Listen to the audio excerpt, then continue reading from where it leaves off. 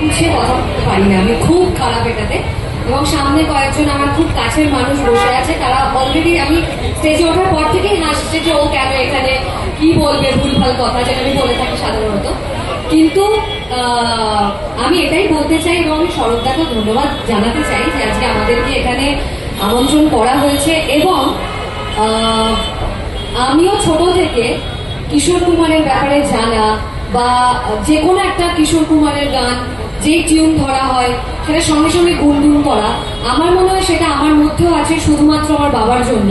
কারণ আমার বাবা, আমি যবে থেকে জন্মেছি কিশোর কুমার, সলিল চৌধুরী, মানে এমন কোনো লেজেন্ডের গান আমি মানে না শুনে বড় হইনি আর কি। সেটা আমার বাবার জন্য, উনি আজকে এখানে নেই, আমাদের মাঝে আর নেই, কিন্তু সবসময় মনে পড়ে যায় বাবার কথা। আর এখন ডেফিনেটলি অঙ্কুশের সাথে থাকতে থাকতে নতুন গান কিছু শুনতে দেয় না, পুরোনো গানগুলোই শুনতে হয়। তাই জন্যই আজকে আরো বেশি করে এখানে মানে আসতে পেরে ভালো লাগছে। এবং অঙ্কুশ মোটামুটি চেয়ারে বসে কয়েকটা কথা ভেবে রেখেছিলাম আমি বলবো, কিন্তু সেটাও বলে দিয়েছে। তো আমার আর কিছু থাকলো না, আমি এটাই বলবো, যেহেতু আজকে সবাই এখানে উপস্থিত হয়েছেন, আমিও 20 বছর ইন্ডাস্ট্রিতে কাটিয়ে ফেললাম, তার মানে এই নয় যে আমি খুব বয়স্ক, খুব একটা বয়স আমার নয়, তোমরা বেশি ভালো করে জানো ছোট থেকে কাজ করছি বলে। কিন্তু আজ অব্দি কোনো রকম কোনো সমস্যা বা কিছু সম্মুখীন আমাকে হতে হয়নি। আমার মনে হয় আমাদের ইন্ডাস্ট্রি বেস্ট, আমাদের ইন্ডাস্ট্রি সবসময় উঁচু জায়গাতেই থাকবে। শুধু আমরা সবাই যেটা বলছি আমি এটাই বলবো যে আমরা সবাই একসাথে এক হয়ে কাজ করতে পারলে আমরা আজকে যেখানে আছি কালকে আরো অনেকটা পথ এগিয়ে যেতে পারবো। সবাই আমার থেকে এখানে অনেক বড়, আশীর্বাদ চাই, আরো যেন ভালো কাজ করতে পারি সবাই একসাথে। থ্যাংক ইউ শরৎদা, থ্যাংক ইউ। আমরা শুনলাম ওর কাছে ওই গুনগুন করে গান গায়, তার মানে গুনগুনটাকে একটু শুনতে পারি?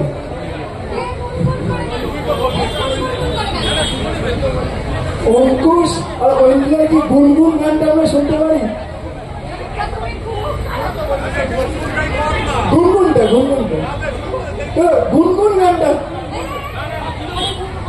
ঐন্দ্রিলা আমাদের অঙ্কুশ এখানে গান গাওয়ার পরে আর পাবো না।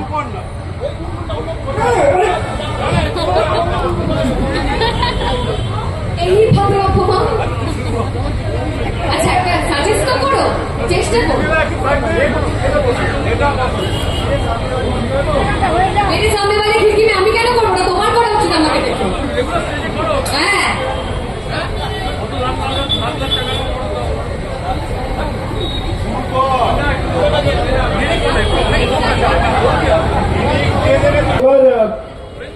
আমাদের মধ্যে এসে উপস্থিত হয়েছেন আমাদের অত্যন্ত জনপ্রিয় শিল্পী বিশ্বনাথ। তুমি কি ভীষণই থাকবে আজকে? বাবা বিশ্বনাথের দিন, তুমি সামনে এসো, আজকে বম্বামের দিন, এসো এসো।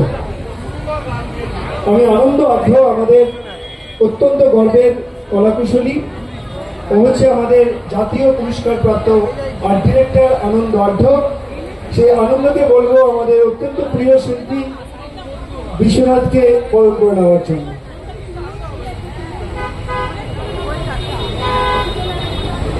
সামনে ডাকবো রায়ন, আমাদের পরিচিতা সিরিয়ালের হিরো, অত্যন্ত জনপ্রিয়। আমি হাসানকে অনুরোধ করবো ওকে পুষ্পস্তবক বিশ্বনাথ দিচ্ছে, হাততালি দিচ্ছেন না কেন? পরের বেলা ডাকবে না? বেশ সুন্দর দেখতে লাগছে না? মনে হচ্ছে না যে একটা শরৎদা ব্যাপার আসছে 7:30? Thank you very much. আমি মনে করি আজকের দিনটা অঞ্জলি দেওয়ার দিন।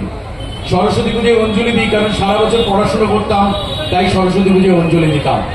একটা মানুষকে সারাক্ষণ ভাঙিয়ে চলি সারা বছর, তার নাম কিশোর কুমার। যখন কমেডি করি, যখন ফাংশন করি, যখন অ্যাপিয়ারেন্সে আসি, তার সম্পর্কে শুনি বা জীবনে যখন কোনো মজা করি, তখন ভাবি আমার মাথার উপরে একজন পূর্বপুরুষ ছিল, যে বাঙালি ছিল, আর সেই বাঙালি সারা পৃথিবীকে তার গলা দিয়ে, তার মেজাজ দিয়ে, তার চলন দিয়ে, তার বলন দিয়ে, তার সৃষ্টি দিয়ে কাঁপিয়ে রেখে দিয়েছিল। সেই বাঙালির আমি প্রতিভূ, সেটা মাথায় রাখার চেষ্টা করি। তবে আজ অব্দি কেউ হাফ পয়সা দিয়েছে বলে হাফ মাথা কামিয়ে কোথাও যাইনি আমি, উনি গিয়েছিলেন হাফ গোপ নিয়ে। তো এই অনুষ্ঠানে এসেছি, আমি সত্যি কথা বলছি, আজকে আমাদের মহরত ছিল বলে দেরি হলো, আমি আরেকটা জায়গায় যাবো, চট করে একটা গান দিয়ে দেবো। চলো কেড়ে নিও না, এই নেতা মাইক কেড়ে নিচ্ছে। একটু বসে বসে বসে, তুমি চলে গেলে মানে আমার তো তুমি কোথাও তুই ওর ঠিক আছে খাবি। আচ্ছা যা যা 5 মিনিট 5 মিনিট 5 মিনিট।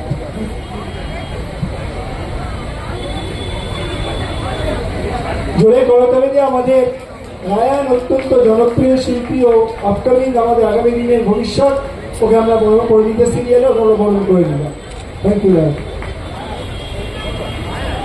এবার আমি আমাদের আর্টিস্ট ফোরামের সম্মানীয় ট্রেজারার শোভন বন্দ্যোপাধ্যায় এবং আমাদের অত্যন্ত জনপ্রিয় শিল্পী এবং খুব ভালো গান গায়, বক্তব্য রাখে, বলে, জয়েন্ট সেক্রেটারি